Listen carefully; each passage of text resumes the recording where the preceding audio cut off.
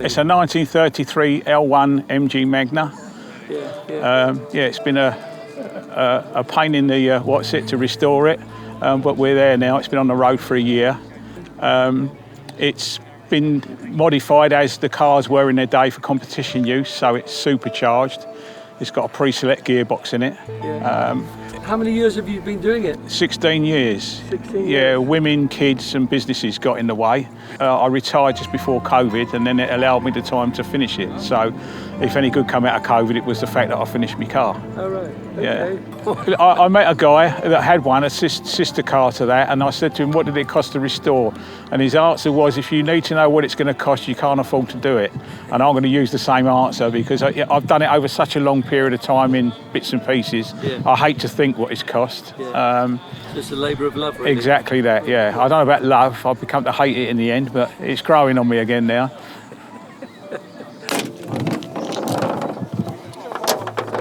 Okay, so it's a 6-cylinder overhead cam engine.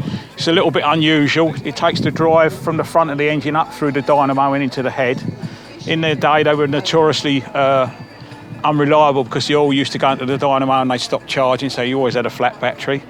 This is the trunking from the supercharger. The carburetors, if it was carburetted, would originally be mounted on there. Yeah. So we've got a dial here that says supercharger pressure. It goes from vacuum at low RPM, and then when the supercharger kicks in, it pressurises the system, so it tells you what the supercharger's doing.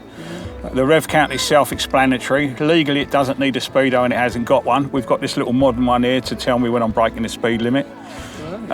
We have an oil temperature here. That's obviously the engine oil temperature. This one here is an oil gauge. The cylinder head has got a restrictor in it. It only runs at 2 psi.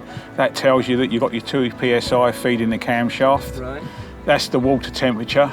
That's the main engine oil pressure. You've got an amp meter that speaks for itself. It tells you whether it's charging or not. And then we've got a temperamental clock there. It's great fun. It's very agricultural. You feel like you've got no suspension. It's leaf spring all the way round. It's got friction dampers on it, not the modern hydraulic ones or gas ones that you'd have today. And they're adjustable, so you can set them up to how you want them to be. Yeah. This is the pre-select gear lever. You just keep moving it back to change gear, whatever gear you want.